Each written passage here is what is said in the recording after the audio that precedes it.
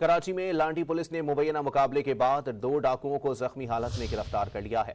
मजीद जानते हैं don news के नुमाइंदे सैयद वसीम से। जी वसीम, अपडेट कीजिएगा।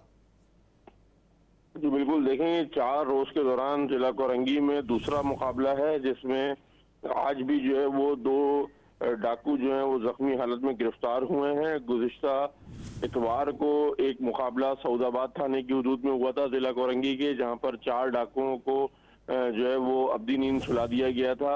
दौरान डकैती उन 4 डाकुओं को जो है वो हलाक कर दिया गया था। और आज जो है वो लांडी 36B में ये दूसरी वारदात हो रही थी, जिसमें 2 डाकू शहरियों से लूट मार कर रहे थे, जिनको जख्मी कर दिया जो लांडी पुलिस की जानिब से, और उनको जो है वो जख्मी हालत में गिरफ्तार कर लिया गया है।